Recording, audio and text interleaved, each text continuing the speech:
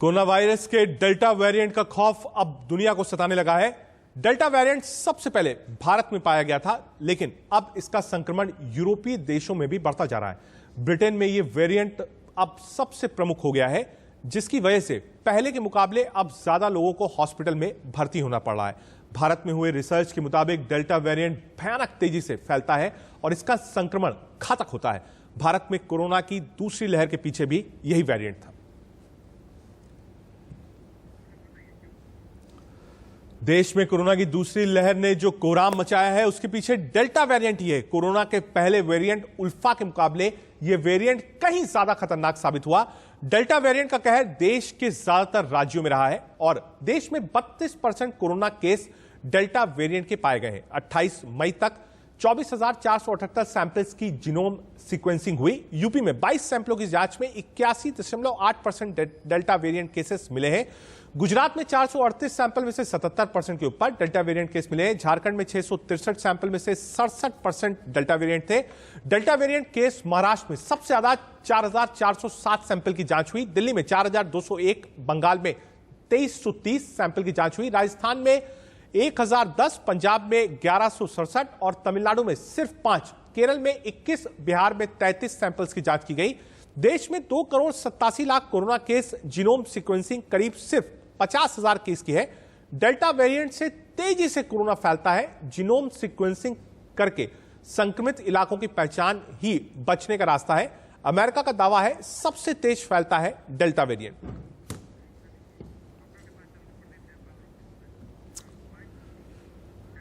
हमारे साथ डॉक्टर प्रदीप जैन है, पीडियाट्रिशियन। सीधे उनके पास चलते हैं। बहुत स्वागत है डॉक्टर प्रदीप जैन आपका।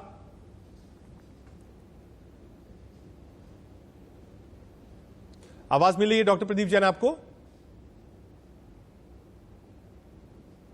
मुझे लगता है डॉक्टर साहब डेल्टा वेरिएंट की बात हो रही है, B.1.617, और इस वेरिएंट को माना गया है कि इस वक्त का सबसे खतरनाक वेरिएंट है डेल्टा वेरिएंट।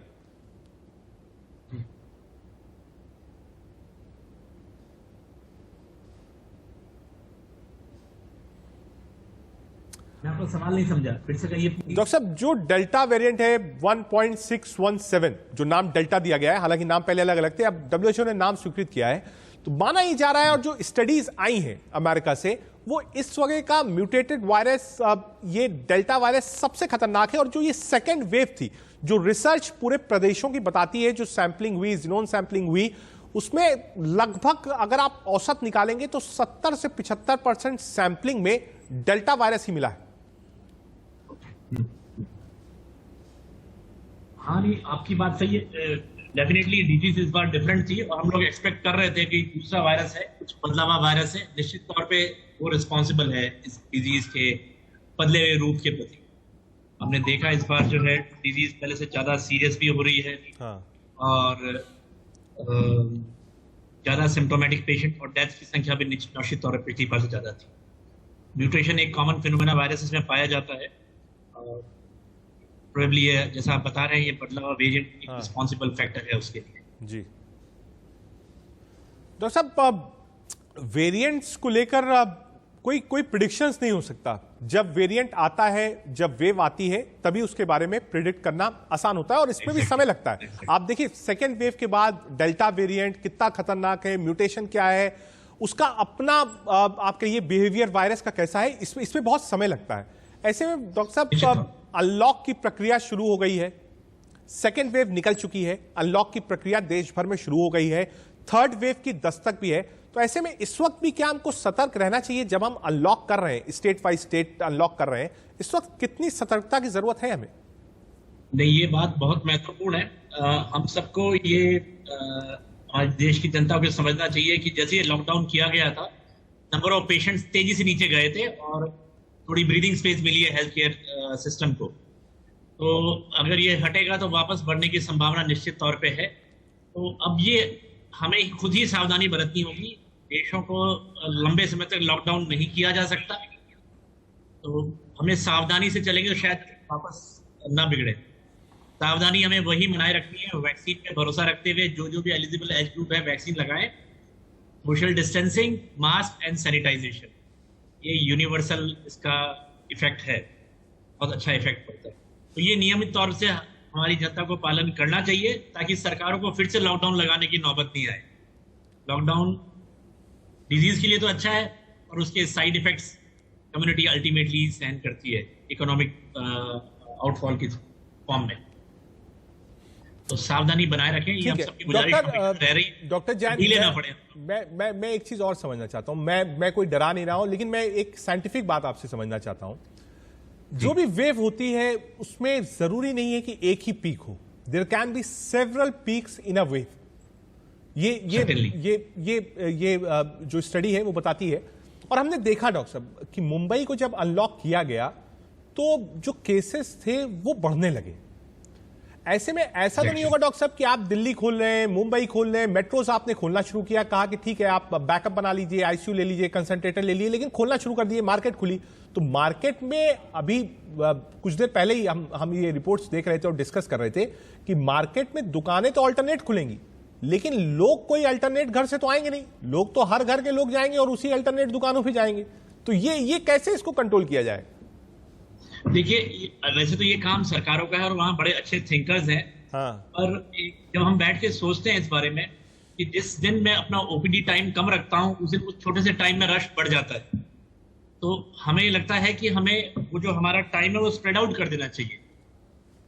अब ये सरकारों को सोचना चाहिए कि हम अगर सिर्फ 3 घंटे के लिए या 4 घंटे के लिए या 6 घंटे के लिए खोल रहे हैं, पर जो व्यक्ति जो जरूरतमंद है वो पर्टिकुलर सामान लेने बाहर तो निकलेगा।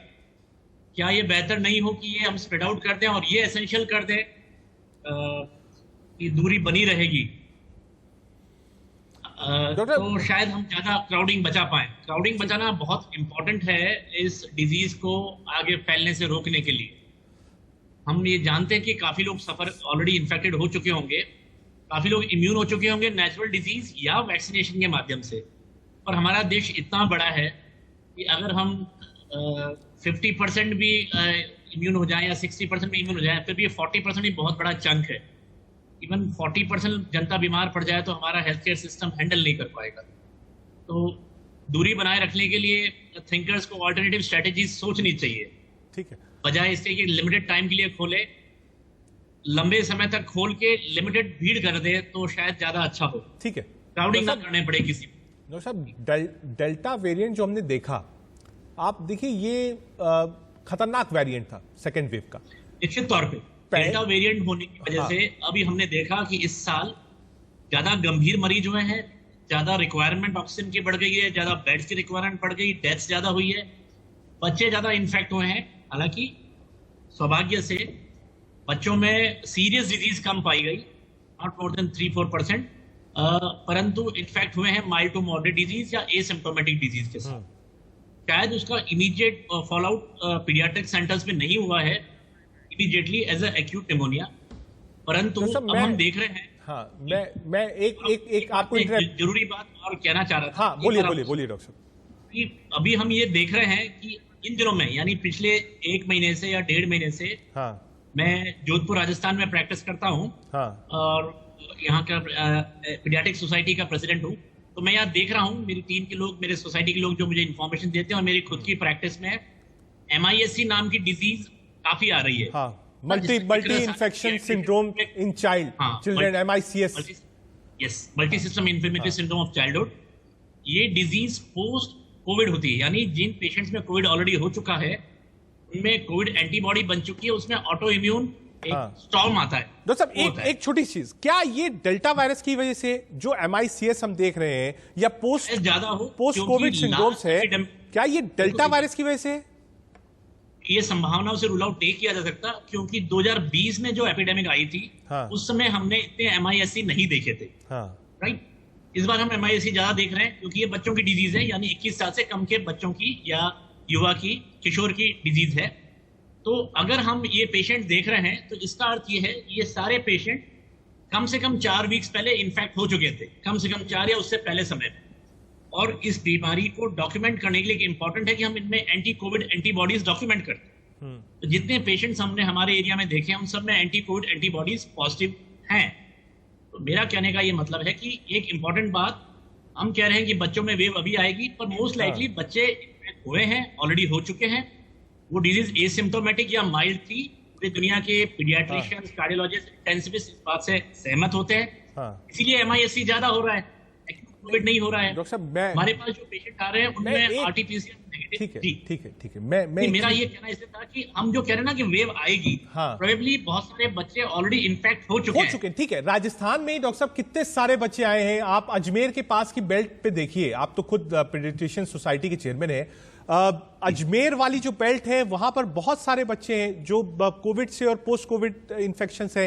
राजस्थान की बेल्ट में है, महाराष्ट्र में बेल्ट में है, तो ये आए हैं। लेकिन अब दिल्ली में काफी है। हाँ, दिल्ली में बहुत है। मैं दूसरी, हाँ, मैं एक चीज और समझना चाहता हूं। ये डेल्टा वेरिएंट है, इस पर काम भी चल रहा है, ज़ीनोन साइक्लोन चल रही है इसमें। मैं डॉक्टर साहब ये समझना चाहता हूं, ये वायरस सेकेंड वेव तक का था, अगर मान लीजिए कि ये सेकेंड वेव थी, लेकिन लोग कहते हैं कि जैसे आपने वैक्सीन लगवानी शुरू करी, कोविड अप्रोप्रिएट बिहेवियर को आपने अपना लिया, तो वायरस भी बहुत तेज है, वो भी अपने आप को बदल लेता है। मतलब अगर जो तीसरी वेव होगी, भगवान करे तीसरी वेव ना आए, ना आपको दिक्कत हो, ना किसी को दिक्कत हो, ना हॉस्पिटल्स भरे मिले, जो हमने देखा मंजर, लेकिन रिसर्च ये कहती है कि अगर थर्ड वेव है, और नॉर्मली एक पैंडेमिक की 5 वेव्स होती हैं, नॉर्मल वो 6 भी हो सकती है, लेकिन 5 वेव्स होती हैं, तो क्या ये माना जाए कि जो डेल्टा वायरस है, जो इसका आज रूप है, ये थर्ड वेव में नहीं होगा, म्यूटेट होने के बाद एक नए रूप में ये वायरस आएगा? बिल्कुल, ये संभावना बहुत सिग्निफिकेंट है। हाँ। और हमें नजदीकी नजर बनाए रखनी चाहिए डिजीज की प्रक्रिया पे। हाँ। अब इसके 2 फॉलोआउट्स हैं। जैसे अभी हमारे हेल्थ प्लानर्स, स्ट्रेटेजिस्ट और एडमिनिस्ट्रेटर्स, जहां तक मुझे समझ में आ रहा है, ये काफी अच्छी तैयारी कर रहे हैं आपकी बात, क्योंकि पिछली बार हमें धोखा हो गया था। बहुत अच्छी तैयारी कर रहे हैं, परंतु मेरा सजेशन इन सारी लोगों को जो हेल्थ केयर में इन्वॉल्व हैं, जो प्लानिंग में इन्वॉल्व हैं, ये है कि जो हमारी तैयारी है वो भविष्य के वेरिएंट्स के हिसाब से की जाए। हाँ। जैसे फॉर उदाहरण के तौर पे भी बहुत सारे states, even central government, out of experience of what happened in last wave, खूब सारे वेंटिलेटर बेड, ऑक्सीजन बेड उस पर तैयारी कर रही है। वो महत्वपूर्ण बना रहेगा। परंतु ये जो हम देख रहे हैं आने वाले टाइम में MISC की बढ़ती हुई इंसिडेंस, उनकी अलग रिक्वायरमेंट है। तो रिसोर्सेज डिस्ट्रीब्यूट करते वक्त ये सारी बातें एक्सपर्ट्स को इन्वॉल्व करके ध्यान रखते हुए बनाए, तो हम धोखा ना खाएं। फॉर एग्जाम्पल, MISC के पेशेंट, मुझे ऑक्सीजन की आवश्यकता बहुत कम पड़ती है, वेंटिलेटर की शायद ही पड़ती है, और दूसरी दवाइयां जैसे इम्यूनोग्लोबुलिन्स हैं या स्टेरॉइड्स हैं या इस तरह की दवाइयां, उनकी आवश्यकता ज्यादा है। तो ये कई रिसोर्सेज जो हमें चाहिए, अगर सरकारें आगे आके रिसोर्सेज की व्यवस्था करें, ठीक तो है, शायद हम ठीक है डॉक्टर साहब, आज वक्त की थोड़ी कमी है, आपने ज्वाइन किया, एनलाइटन किया, और डेल्टा वेरिएंट से लेकर तीसरी वेव, बच्चों को MISC, सब चीजों पर आपने विस्तृत जानकारी दी। आपका बहुत बहुत शुक्रिया, आपने बेशकीमती समय इंडिया न्यूज पर दिया, बहुत शुक्रिया आपका।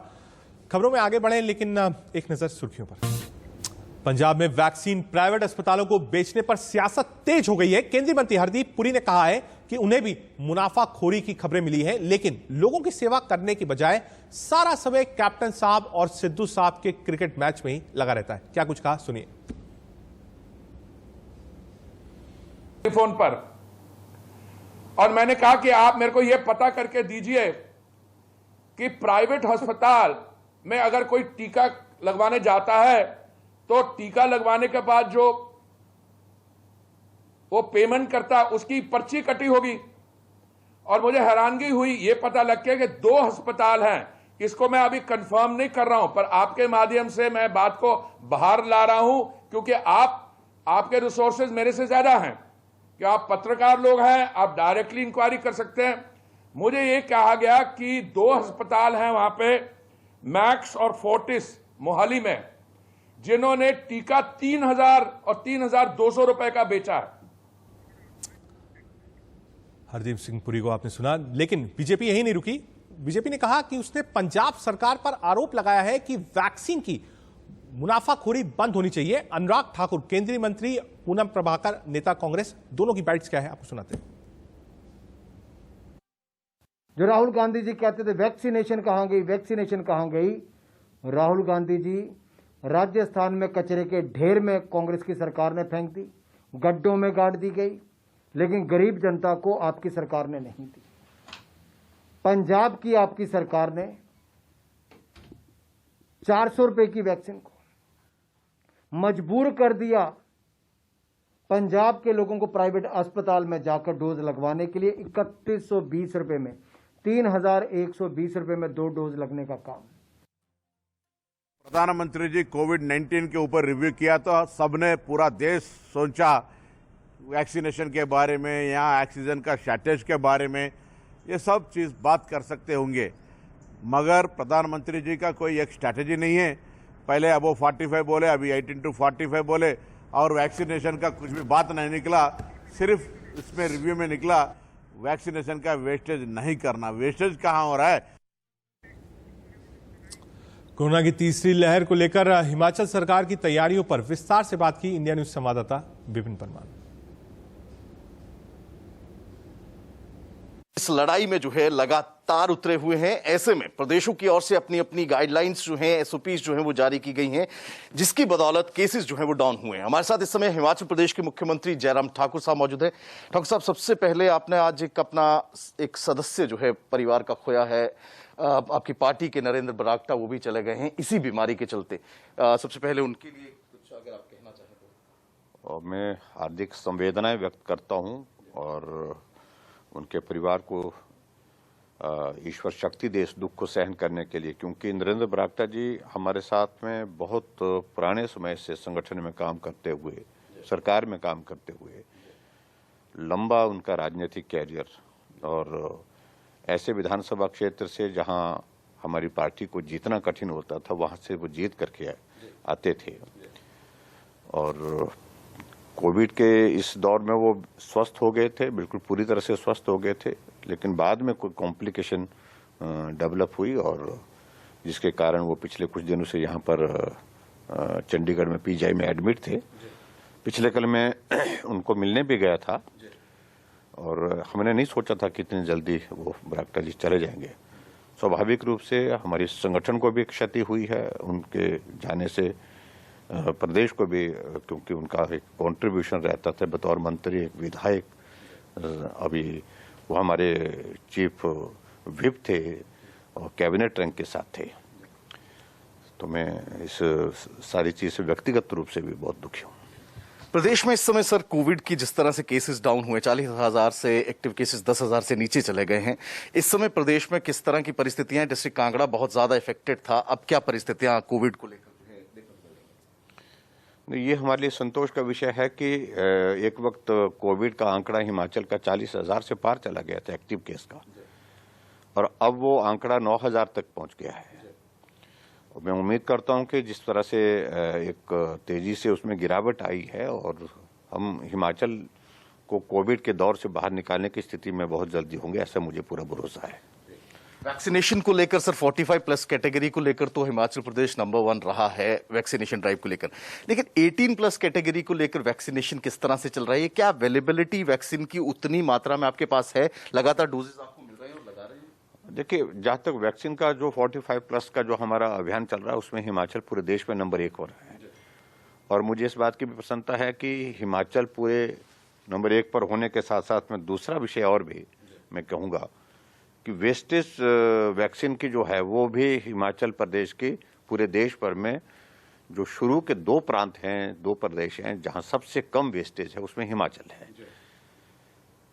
जहां तक 18 से 44 साल की उम्र की वैक्सीन का अभियान की बात करें वो हमारा चला है। पहले हमको वैक्सीन 1,07,000 मिली थी, दूसरी बार हमने आग्रह किया थोड़ा उसको बढ़ाया जाए, थोड़ा इंक्रीज उसमें हुआ है। 1,77,000 इस जून के महीने के लिए हमको कहा गया कि ये उपलब्ध हो जाएंगी, लेकिन हमने बार बार इसको दोबारा भी हमने कहा है कि इसकी और बढ़ाने की आवश्यकता है, क्योंकि यूथ में एक बहुत ज़्यादा जोश है और चाहते हैं कि वैक्सीन जल्दी लगे। अनलॉक पर अब आप कह सकते हैं सारा फोकस है स्टेट्स का, कैसे कैसे धीरे धीरे स्टेट्स खोलना है जिसमें इकोनॉमिक एक्टिविटीज जो है वो चलती रहे और वैक्सीनेशन के प्रोसेस को बढ़ाना है। इस बुलेटिन में फिलहाल इतना ही। देश और दुनिया की बाकी खबरों के लिए आप देखते रहिए इंडिया न्यूज।